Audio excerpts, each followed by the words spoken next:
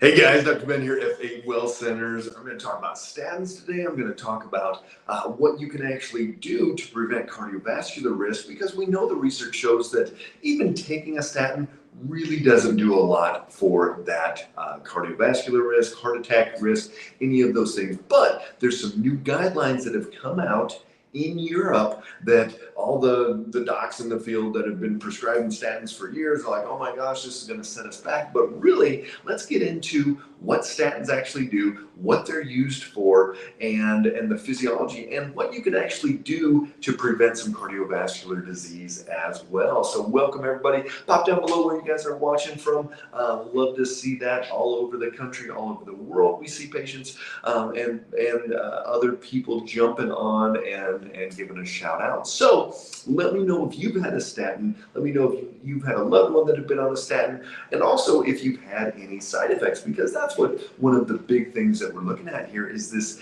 statins are not just this, oh wow, let's get cholesterol down and everything's going to be fine. There are some ramifications of doing that. So let's get into this. So cardiovascular disease in today's day and age, in the traditional medical model, is going off the assumption that cholesterol and high cholesterol in somebody is the culprit, and that's going to contribute to cardiovascular disease. Lori, can you go off statins once on them? Yes, and so we're going to talk about this because here's the deal. Once you start getting this idea of really why somebody would get put on a statin in the first place. And actually, here's the deal. Let's get into this. The research shows that originally statins were approved for kind of this 6-month window. And this, okay, let's, someone's in a crisis situation, this major inflammation, got to get some cholesterol down or inflammatory processes down quickly. But it's a 6-month window to be on a statin. It's not a long-term thing.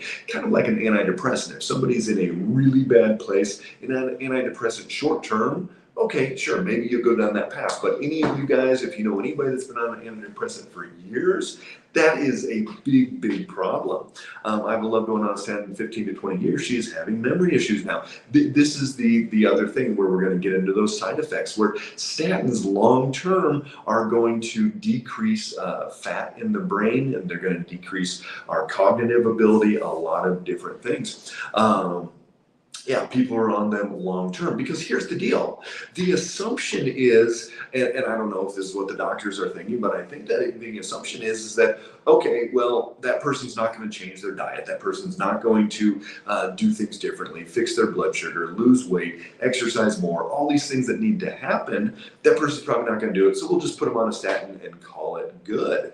And so, Nancy, statins are toxic. They're not very good for us. I'll tell you that much. Long term, there's a lot of detrimental effects. If you are on a statin or a loved one's on a statin, you need to be doing your liver enzyme test every 6 months, because there's a very good chance that those liver enzymes are going up. There's a very good chance that there's stress being put on the liver from those statins. If you're on a statin, you need to be taking CoQ10 on a regular basis, and these statins deplete CoQ10 in the body. If you are on a statin, we know that there's higher rates of Alzheimer's and dementia. And so you need to be taking a whole bunch of good fats and other things that are going to help support that brain. Can't take them, they kill my legs. Yeah, and that's the other thing that we see, is that a lot of people get this muscle pain, nerve pain in their legs with statins. And memory problems. Mom has been on them forever. And so here's the deal. The research does not show that taking statins decreases cardiovascular disease. And in Europe, they just changed the recommendations. This was in the cardiology JAMA edition, and they reviewed and looked at over 66,000 people and tracked them for 9 years and looked at what type of events they had and everything. And they basically lowered the recommendations down in those parameters to a point where only 4% of the people would actually qualify for a statin, and for women it's only 1%. So just amazing to see that difference. And all the traditional docs that are freaking out, like, oh, we're gonna have people die and all these things. But there's no research showing that if you are just a high risk factor, person and you get on a statin, you're going to decrease your cardiovascular disease risk. That just doesn't happen.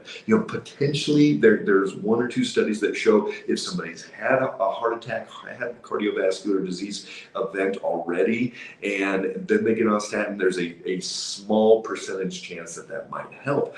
But just by going on a statin, just lowering the cholesterol does nothing to change this.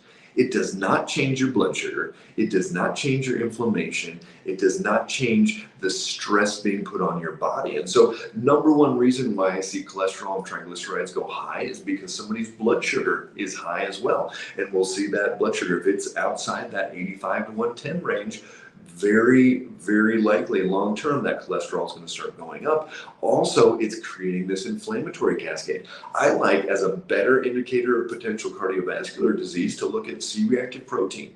And there's, even in the traditional medical model, when they look at that blood work marker, CRP, if it's over 3, it's a high risk for future cardiovascular event. If somebody's cholesterol is at 220, potentially, but it's not because of the cholesterol. It's because of what is causing that cholesterol to go up. Cholesterol going high is a symptom. So that's the biggest thing to think about here. It is a symptom. Does magnesium help? It might. It's not really going to fix cholesterol per se. We've got to fix why it's high in the first place. I've been on it for years. I have terrible joint and muscle pain. I want off this liver poison. Yeah, I mean, that's basically what it is. The side effects are awful: body pain and memory issues. We see this all the time. And yet they just go, you know what? Here, take that statin. My dad, his cholesterol was like 213. But inflammatory markers were good. As my mom checks his blood sugar, he's good. He's doing good on a lot of different things, and he turned down that statin. And I'm thankful he did, because I'm pretty darn sure that in a couple years, if he did not, we would be seeing some pretty significant cognitive decline there. Do you taper off, or can you just go off? So Lori, I can't give you specific guidelines and recommendations on how to come off of that medication. You really need to talk to that prescribing physician, or do some research yourself. Since I didn't prescribe that one, can your liver gallbladder function affect your cholesterol? Sure, and the better your liver is doing, the better your cholesterol is going to be as well. So get this: cholesterol is the symptom of inflammation. It's a symptom of blood sugar being off, and even there's some people that look at cholesterol as being almost like this scab, like this protective thing. So when you start getting irritation in your blood vessels, the body will lay down cholesterol, and this plaquing that everyone's like, ooh, plaquing is so bad. Same thing just happened in Alzheimer's, which we'll talk about in a second, where the body will lay this down, and it's this almost protective mechanism.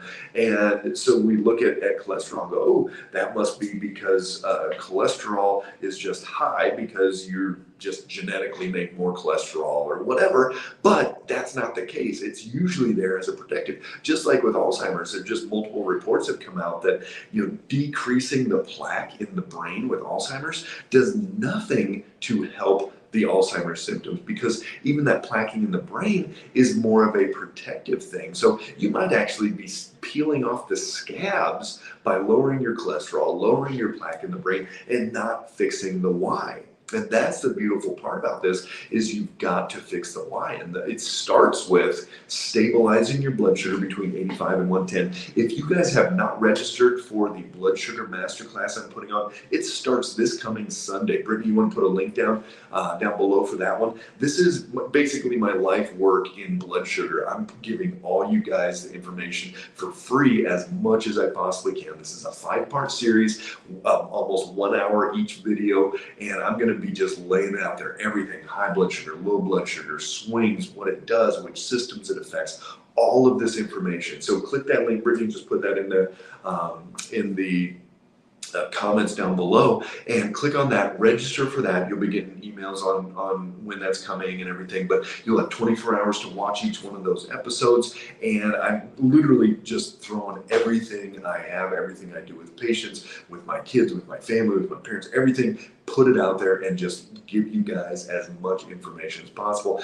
This was a big undertaking. It took a lot of time, a lot of energy, but it's so worth it because this is the groundbreaking things that are going to change the health of this nation. I say if everybody in this world, if they would stabilize their blood sugar between 85 and 110 all day long, every day, they are going to prevent or reverse 90% of chronic conditions. I truly believe that. And that's based on, that's not just some wild number I threw out there, but that is based on what I've seen with patients. When we can stabilize that blood sugar, almost every condition can start reversing.